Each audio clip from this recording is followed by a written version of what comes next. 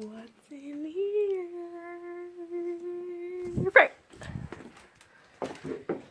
Okay. How are we doing?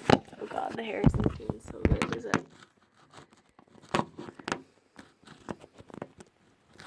Stay.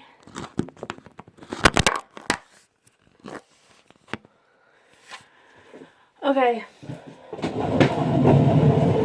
Gonna take over a chair and talk to you. It is, oh my god.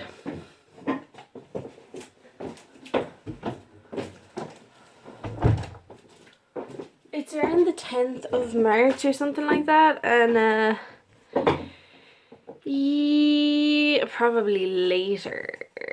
No, it's not. Yeah, whatever. Watching some videos, went for a cycle, got some oxygen, got an assignment done. It was so good. And actually, since I came back from the cycle, I haven't done anything, just like watching videos and stuff.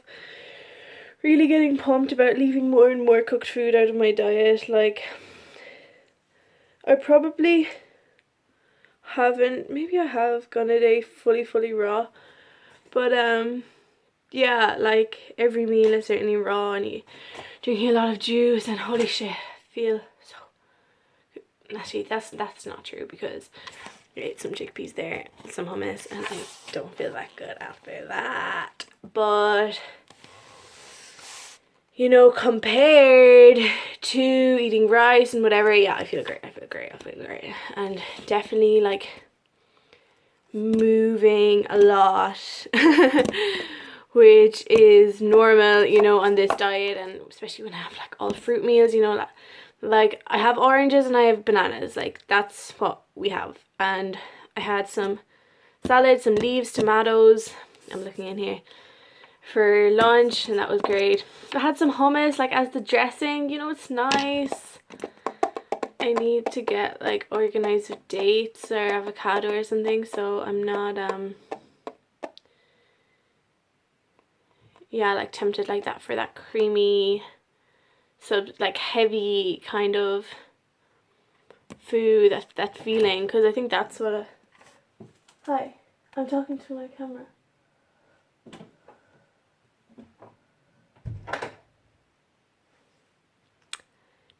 Excuse me.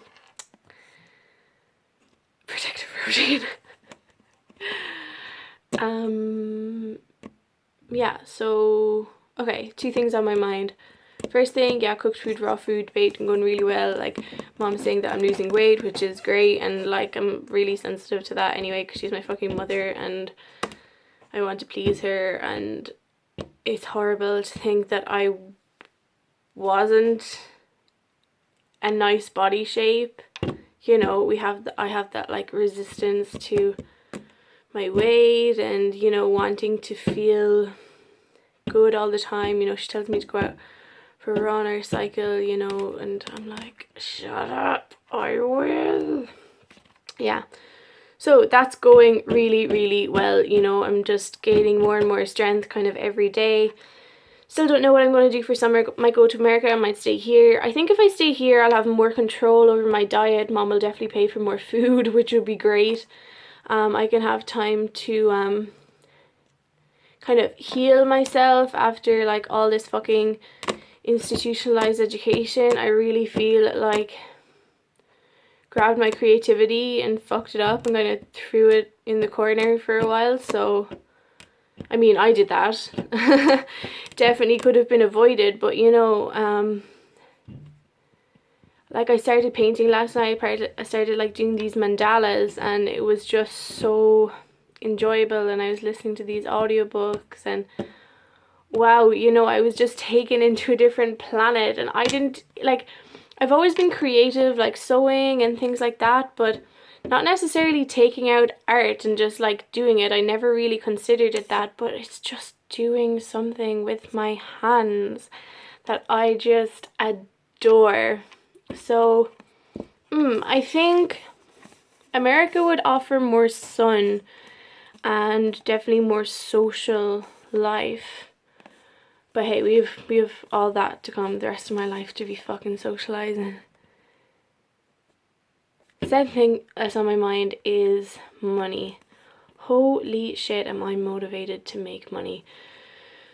My dad just came home with 3 pieces of furniture, like a 3-piece sofa suite. They're like big, fancy, old-fashioned, upholstered furniture, like a sofa and 2 big chairs, like massive. And I know that they're second hand, and he's like trying to get a bit of money for them, and I'm like, I resist that so much. I have so much resistance, and he's like asking me, you know, he brought them home and he was delighted, and he was kind of asking me to put them on, to take pictures on my phone and put them on Done Deal, and it just stirred anger in me that we need to stoop so low as to sell other people's unwanted things. I think that's what I'm feeling. I don't feel abundant when he does that. I think it's triggered, yeah, these poverty-stricken thoughts, which are definitely there, and I could choose to see this situation in the light as, look at my abundant father, he is doing an awesome job at gathering all the abundance that he has around him, you know, which is definitely the case. Yeah, it is the ego mind telling me that your father doesn't have enough and that's why he has to do this. He's to stoop low, but he's seeing this as extra money. I mean, someone was probably throwing that out and he saw the opportunity in it, which is evidence of abundant thinking. Mom and I often joke that we read so many books and are so into this abundant mind thinking and this creation of reality inside our mind and visualization and meditation and all of these wonderful things, to have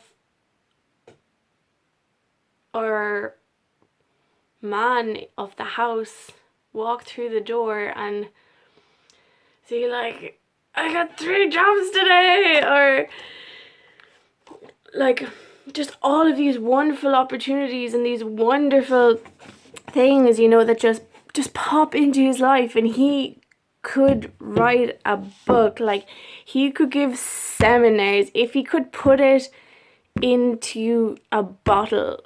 What he has, it's like this unwavering air of positive light, like this positive sea that's just flowing, sourcing through him and out from him, and it keeps us so grounded. And I'm so grateful that I have this to come home to, and there's always enough. You know, it's evident that where he wants, he just makes, and that's the way it is. It is whatever way we think it is. You know, that's what I've realized over the last few years.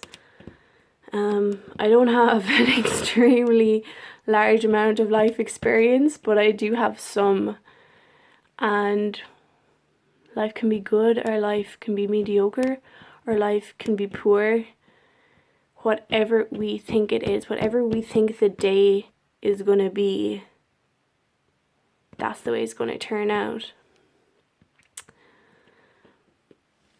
Listening to affirmations and affirming prosperity, affirming our abundance, affirming, you don't even have to listen to them, but this affirmative talk inside our mind of that we are loved, that we are light, and that there's always good and there's always enough fruit. That's what I have to say to myself. There's always enough fruit. There's always enough fruit. And like sometimes I go out and go to the shop and I get like a free box of bananas, and I'd be like, yes, like so high for a little while. But you know, for these affirmative thoughts, especially for things that we fear, especially for things that we feel like a bit unsure about, just like the abundance thing for me there. You know, obviously that is not fully healed in my mind. Obviously I still have some what do you call it? Poverty consciousness left within me, and I know it'll never ever go. Again, recommending Money Bible by David Gillis. It's on audio on YouTube. That is still there, but I just have to drown it out, you know, because that poverty mind has been playing over and over and over and over and over again for like 21 years. And I went out and found evidence of that. Be like, look, there you go. There's your father struggling. While if I was affirming, I was like, look at him, he's so brilliant. He is so practical, and he's got such an amazing ability. And yes, there is abundance, always extra surplus. We can get ourselves pumped. We can get ourselves so, especially at rough and really nice, fuzzy, bright, shiny thoughts. It's true. You can change your world if you change your thoughts. It's not rocket science. I used to think it was. Like all these, I used to really indulge in all these metaphysical, create your own consciousness, what is it, quantum physics kind of equation of this whole physical reality, and how the like energy attracts like energy, and how the mandala pattern and the, what's it called, starseed equation really works inside our own worlds. You know, the energy is attracted, so the abundance energy attracts more abundance.